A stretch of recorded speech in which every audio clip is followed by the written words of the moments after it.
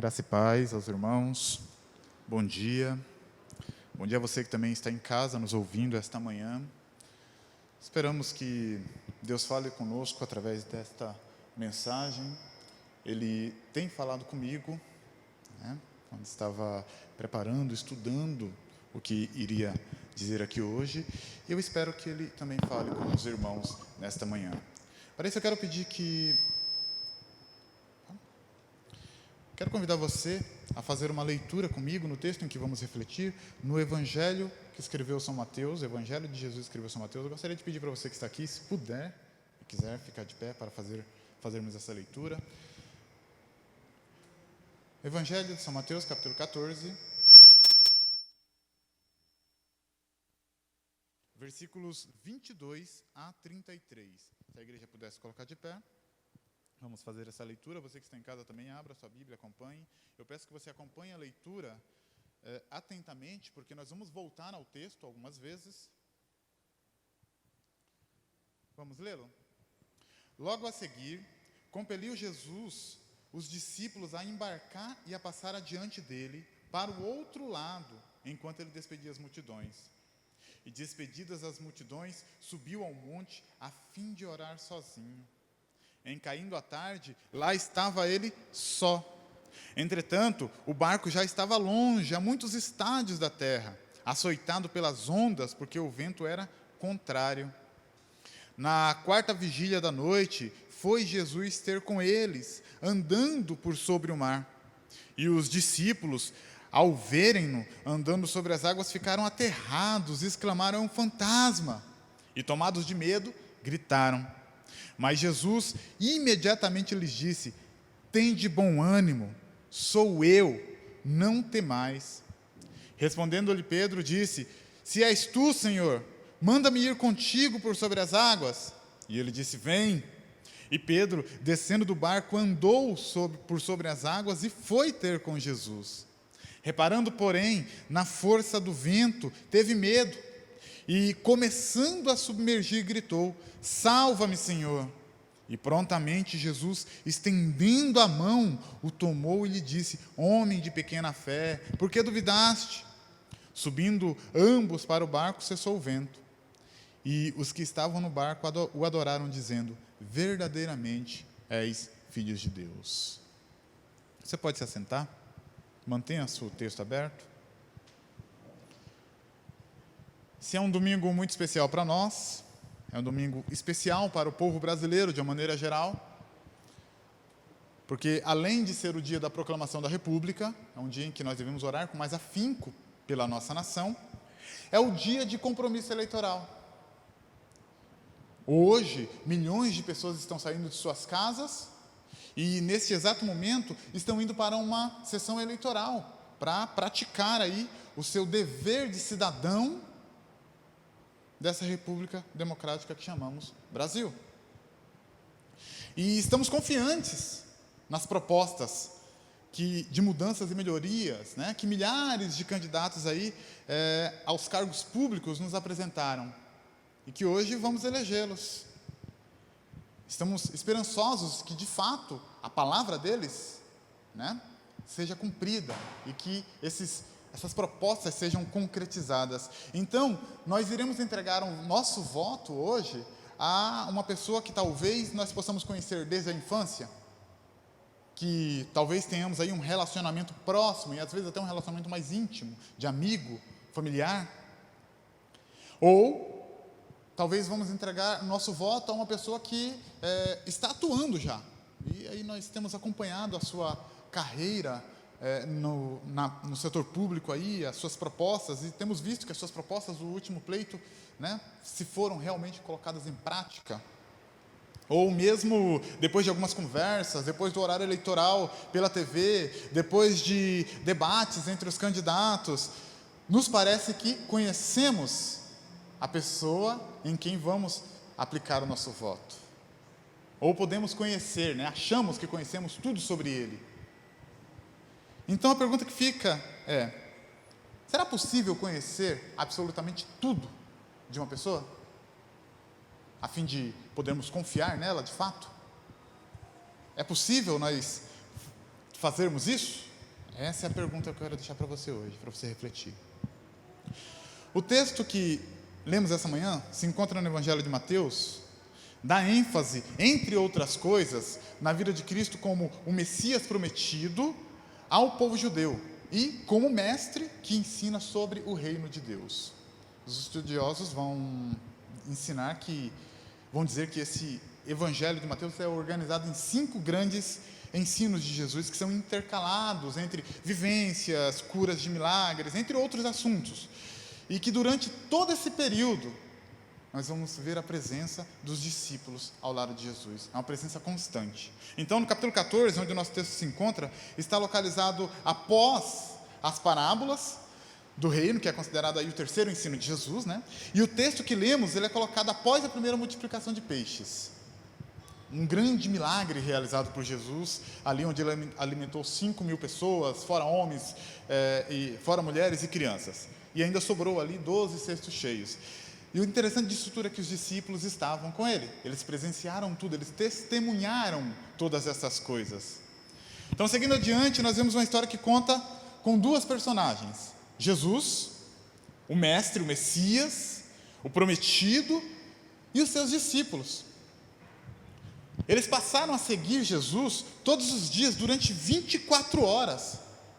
Eles estiveram presentes nas pregações do Sermão do Monte, lá de Mateus 5 a 7, ouviram os ensinamentos de Jesus acerca da vida do reino de Deus, viram Jesus ensinando e realizando milagres em várias cidades, povoados, aldeias. Eles viram Jesus curando enfermos, expulsando demônios. Dessa forma, podemos acreditar que os discípulos conheciam bem o seu mestre. Eles conheciam bem Jesus e eles o seguiam, porque afinal eles estavam o tempo todo ao lado de Jesus. Comiam com ele, andavam com ele, falavam com ele. Os discípulos tinham todo esse tempo com Jesus, viveram com ele todo esse tempo com Jesus, presenciaram tudo o que ele fazia. Nós temos a Bíblia, que nos relata, que testemunha sobre Cristo e a Igreja de Cristo, que é testemunha de suas obras. Então, pensando nisso, será que conhecemos o Jesus que seguimos? Você conhece o Jesus que você segue e anuncia? Então, nós gostaríamos essa manhã de refletir com você sobre a seguinte pergunta: quem é Jesus para você? Quem é Jesus para você? O quanto de Jesus temos conhecido para afirmarmos que o conhecemos e que nele podemos de fato confiar? A experiência dos discípulos nessa narrativa nos ensina 3 valiosas lições acerca de Jesus e que nos leva a conhecê-lo de forma mais profunda, de forma mais pessoal. Então, eu retorno com a pergunta: quem é Jesus para você?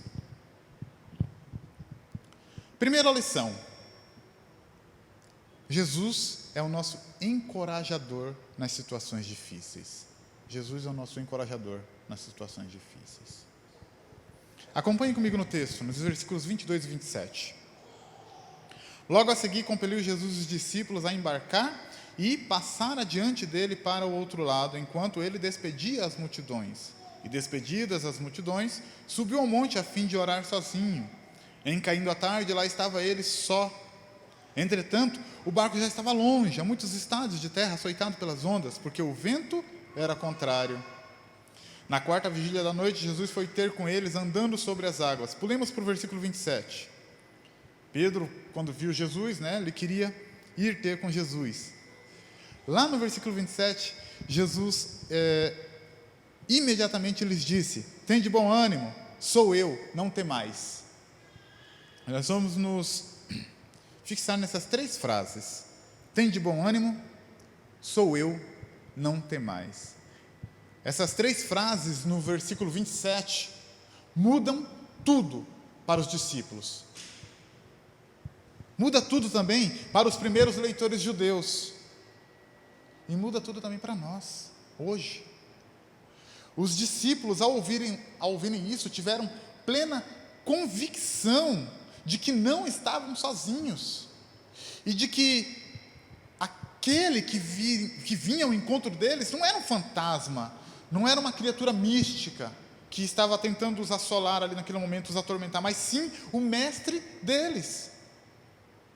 O mestre que eles tinham visto fazer milagres, o mestre que havia acalmado a tempestade, que podia curar cegos e coxos. Sim, o mestre que pode andar por sobre as águas. Um mestre que tem poder sobre os elementos naturais. Para os judeus que leram "sou eu", o "eu sou", certamente lembraram do grande "eu sou", que falara com Moisés através da sarça ardente. O "eu sou", que libertou o povo de Israel, o grande resgatador, o grande libertador. O mesmo Deus que fala a Moisés em Deuteronômio 31:16, quando diz: sede fortes e corajosos, não temais, não vos atemorizeis diante deles, porque o Senhor vosso Deus é quem vai convosco, não vos deixará nem vos desamparará. O mesmo Deus que falou com Josué 3 vezes no primeiro capítulo de Josué: ser forte e corajoso. E para nós hoje aqui, que ouvimos a voz de Jesus hoje dizendo: tem de bom ânimo, sou eu, não temais, podemos ter certeza de que Jesus está nos encorajando, porque não somos fortes por nós mesmos, somos fracos. Nós temos Jesus por nossa força, para passar por toda e qualquer situação difícil. Ele aponta para si mesmo, dizendo: eu sou eu, vocês não estão sozinhos, vocês têm a mim, sejam corajosos, pois eu sou o mesmo Deus que pairava sobre as águas lá no princípio da criação, o mesmo Deus que libertou o povo de Israel da terra do Egito, o mesmo Deus que falou para Josué ser forte e corajoso. Quero ilustrar isso para você de uma forma prática. Um grupo de botânicos estavam explorando uma região montanhosa a fim de procurarem novas espécies de plantas e avistaram ao longe uma flor desconhecida. Ela estava numa fresta íngreme de uma montanha, de modo que não havia outra forma de chegar a ela, a não ser que uma pessoa pequena e leve se encorajasse a descer amarrado por uma corda para retirar essa flor. Então eles pediram para um garoto que estava os acompanhando naquele momento que fizesse esse serviço. O garoto chegou na beira da encosta, olhou, viu o tamanho do buraco que havia à frente dele ali, o perigo que era, parou um pouquinho, refletiu, deu meia volta, correu no acampamento, pediu que ele esperasse que ele já retornava. Ele volta com o pai, de mão dada com o pai, e ele explica: eu desço, mas só se o meu pai segurar a corda. Isso é confiança. Acreditar que não precisamos ter medo de algo, nos dias de hoje, não parece ser uma coisa muito fácil, né? É difícil nós falarmos para as pessoas: não tenham medo. A violência nos cerca, todos os dias os jornais nos mostram o quão nós estamos sendo vítimas de violência no Brasil e no mundo. Diariamente, são tantas mortes, tanto sofrimento. Diante disso tudo, o nosso desafio hoje é orar a Deus pedindo coragem para enfrentar alguma situação difícil pela qual você está passando. É orar a Deus pedindo que Ele segure essa corda para que você desça. A sua aflição hoje pode ser enfermidade, devido à Covid-19. Pode ser falta de recursos financeiros, também devido à crise que estamos vivendo. Ou mesmo pode ser falta de fé. Mas ore, crendo que Ele está ao seu lado, segurando a corda. Independente do sofrimento e da dor, Ele está ao seu lado dizendo: tem de bom ânimo, sou eu, não temais. Então, quem é Jesus para você? A segunda lição que esse texto nos ensina é que Jesus é o ajudador, nosso ajudador, quando estamos sozinhos. Jesus é o nosso ajudador quando estamos sozinhos. Pedro sabia que Jesus estava com eles. Veja no texto, no versículo 28 a 31, que ele diz: Respondeu-lhe Pedro e disse: Se és tu, Senhor, manda-me ir ter contigo por sobre as águas. E ele disse: Vem. E Pedro, descendo do barco, andou por sobre as águas e foi ter com Jesus. Reparando, porém, na força do vento, teve medo e, começando a se submergir, gritou: Salva-me, Senhor! E prontamente Jesus, estendendo a mão, tomou-o e disse-lhe: Homem de pequena fé, por que duvidaste? A expressão "se és tu" de Pedro aqui, apesar de parecer uma incerteza, é uma expressão idiomática, que no grego significa dizer que ele tem certeza que é Cristo que está ali, ele tem certeza da resposta, mas ele o fez mesmo assim. Não é uma expressão que demonstra desconhecimento. Isso quer dizer que Pedro tinha certeza que era o Senhor. Ele já sabia qual era a resposta que teria. Ele só precisava ouvir a voz do Mestre. E a resposta de Jesus é um imperativo, não é somente um chamado, né, uma autorização. É um imperativo: vem! Assim, Pedro já tem a certeza de que foi o seu Mestre que estava ali e que o chamou para ir ao seu encontro. Ele não queria estar longe de Cristo. A sua fé no Mestre tinha poder para fazê-lo andar sobre as águas. E é isso que o faz sair do barco. Então nós vemos que, nesse momento, a tempestade para Pedro já não importava mais. Ela nem é mais mencionada no texto. Agora era aquela questão de confiança, Pedro e Jesus. Assim, Pedro desce do barco e sai andando na direção de Jesus, e a cada passo que ele vai dando, mais perto ele está de Cristo, mais perto ele está de Jesus. No entanto, o que aconteceu com Pedro acontece conosco todo o tempo. Ele começa a desviar o foco, e ele passa a olhar para a tempestade, ele passa a olhar para o vento, e aí novamente ele tem medo. E agora Pedro está de novo sozinho, e agora ele está afundando. Em um último ato de desespero, ele diz o que poderia ser suas últimas palavras: Senhor, salva-me. Prontamente Jesus o ajudou, estendendo a mão e o erguendo ali, livrando ele da solidão do afogamento, da morte nas profundezas daquele mar, e também da sua pequenez de fé. E tudo isso ocorreu porque as circunstâncias ao redor dele trouxeram dúvidas ao seu coração, e a sua fé foi abalada pelas mesmas circunstâncias, e elas o dominaram e o afundaram, fazendo ir para longe de Jesus. No entanto, quando estamos sozinhos, Jesus é o nosso ajudador, Jesus é o nosso socorredor.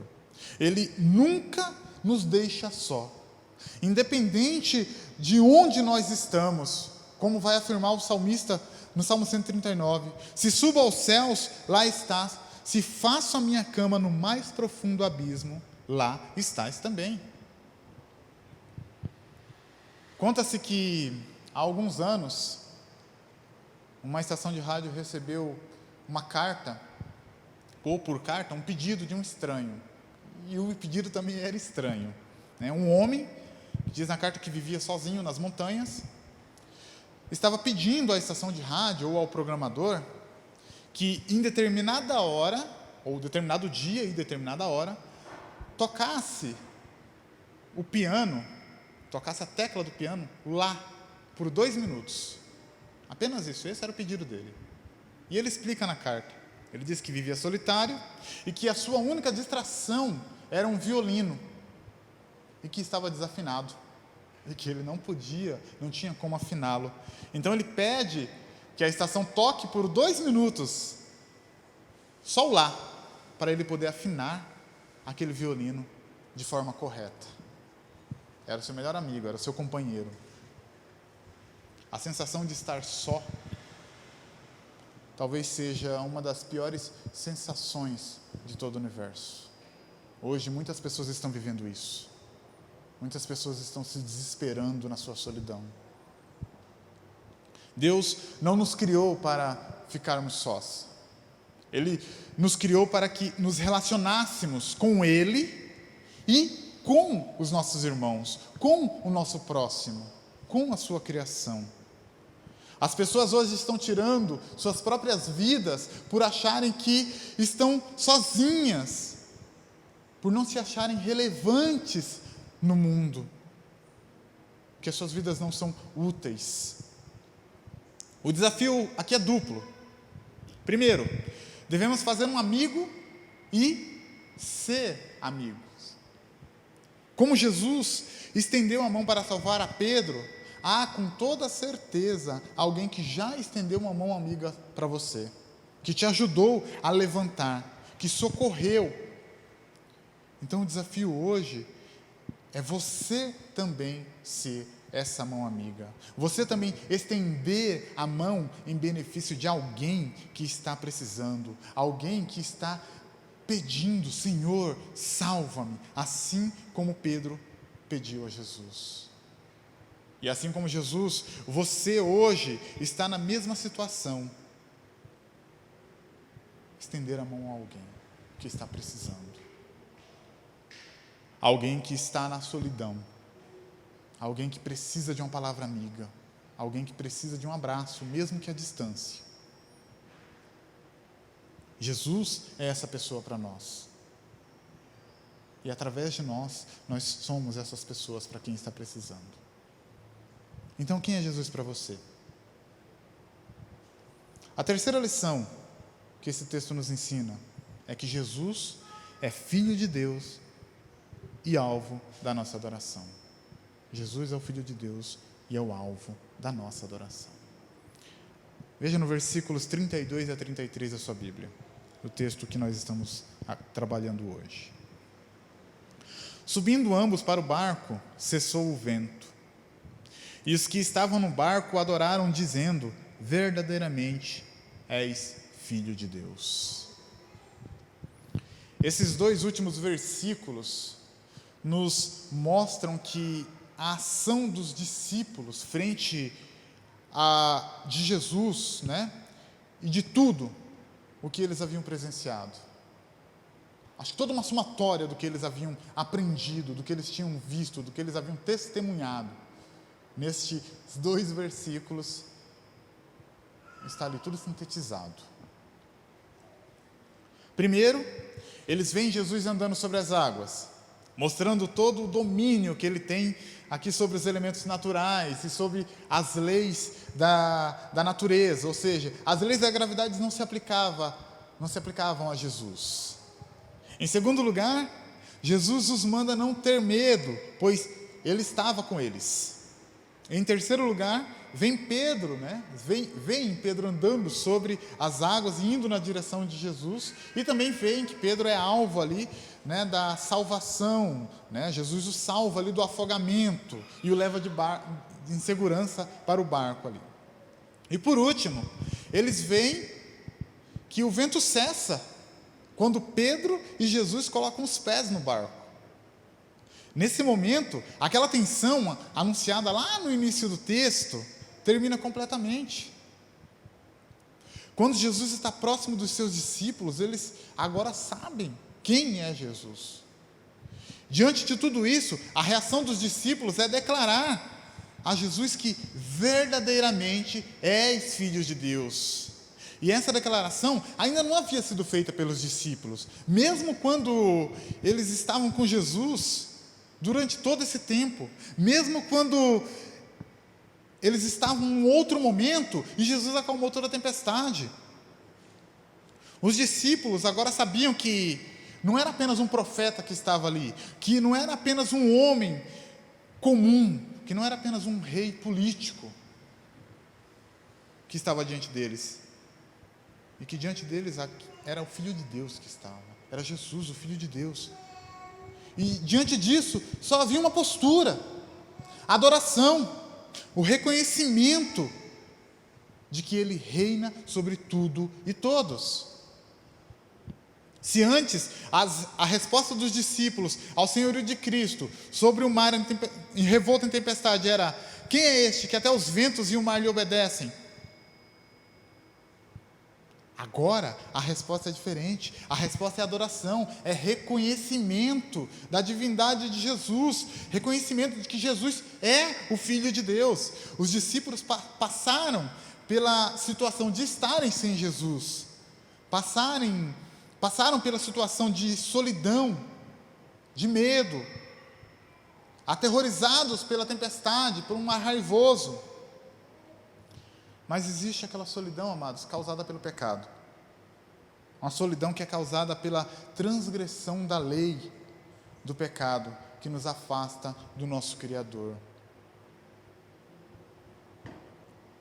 Essa solidão, esse distanciamento, causa angústia, causa tristeza, causa uma sensação de vazio. Não sabemos explicar, não temos como explicar esse vazio. É falta de Deus. Jesus, assim como Jesus veio ao encontro dos discípulos que passavam pelaquela tempestade, que estavam sozinhos ali, em meio ao medo, ao terror, assim como Jesus se deslocou e andou sobre o mar para chegar até eles, Ele vem ao nosso encontro na pior situação que podemos enfrentar em nossas vidas, que é o pecado. Assim como Jesus deixou o seu tempo de comunhão com o Pai, naquele momento de oração, e foi em direção aos discípulos, Jesus deixa os céus e vem ao nosso encontro para nos salvar da nossa solidão e do nosso pecado, que provoca essa solidão. Jesus, o Filho de Deus, se esvaziou e passou a ser reconhecido em forma humana para que fosse morto na cruz e nos livrasse da solidão que aflige a nossa alma e tira o nosso sono. Jesus morreu na cruz, a nossa cruz, para que não estivéssemos mais sozinhos e tivéssemos livre acesso ao Pai. Ele morreu na cruz, que era a nossa cruz, para que a nossa vida fosse plena da presença de Deus. Sim, Jesus se encarnou, habitou no nosso meio, carregou a nossa cruz em seus ombros, para que você e eu tivéssemos uma vida plena e cheia da presença de Deus, para que não nos sentíssemos mais sós. Com sua morte, não há mais condenação, não há mais solidão. Ele morreu e ressuscitou para que nós tivéssemos pleno acesso à comunhão do Pai.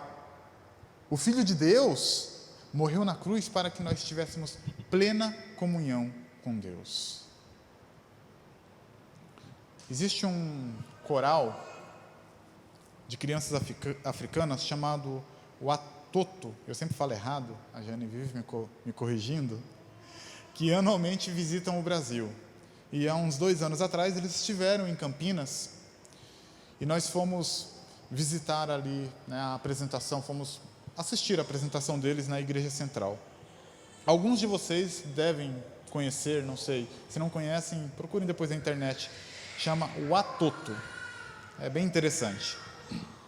As crianças que fazem parte desse coral, elas ou perderam um pai ou uma mãe, ou ambos. São órfãos. Ficaram vulneráveis a doenças, a tristeza, medo, passaram fome, se sentiram sozinhas, tristes. Mas através do trabalho de cristãos sérios, lá na África, nós podemos ver a realidade dessas crianças sendo transformada pelo poder do Evangelho. Ao se apresentarem, nós podemos enxergar, podemos ver que a transformação da vida delas, que foi feita por meio da vida e obra de Cristo, está na sua adoração, que é demonstrada em canções, danças. Elas reconhecem que Jesus é o Filho de Deus e demonstram isso de maneira sincera, de maneira intensa, através das suas apresentações. Elas não têm medo de expressar o amor por aquele que tudo fez para que as suas vidas fossem transformadas, por aquele que as tirou da solidão e de uma situação difícil e deu uma nova vida a elas. Este é Jesus, o Filho de Deus.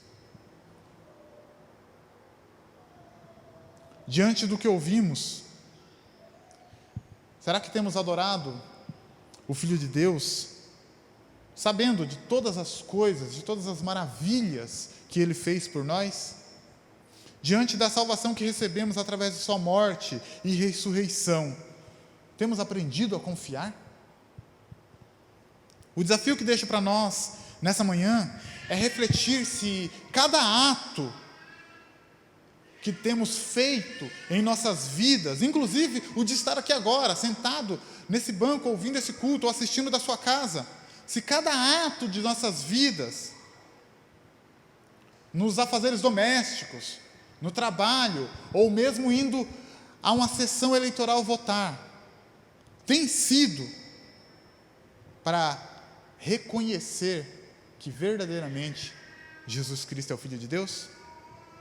Faça uma reflexão a cada dia dessa semana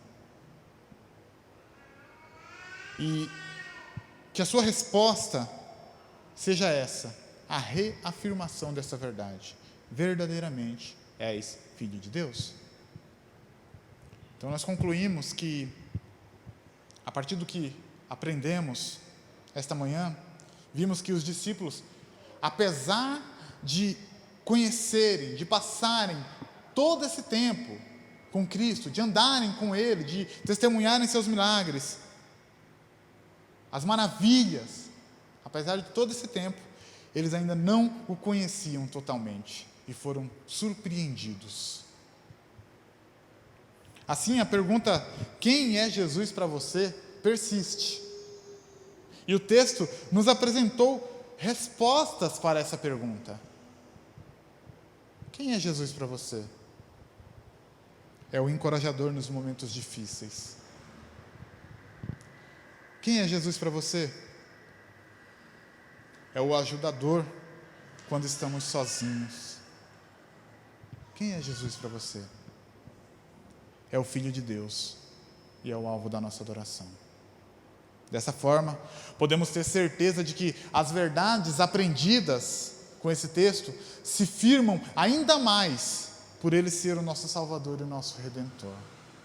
Que possamos refletir sobre o nosso dever hoje e em quem nós iremos pôr nossa confiança. Porém, devemos ter a plena certeza de que apenas Cristo preenche as nossas expectativas e que Ele nos conhece e que nós o conhecemos de verdade. E que isso faça com que o nosso objetivo de vida seja ser mais parecido com Cristo, trazendo coragem e companheirismo aos que nos cercam. Que Deus nos abençoe essa manhã, essa semana, nesse resto de ano que nos falta. Que Ele nos ajude a compreender mais sobre a sua pessoa e a confiar mais nele. Amém.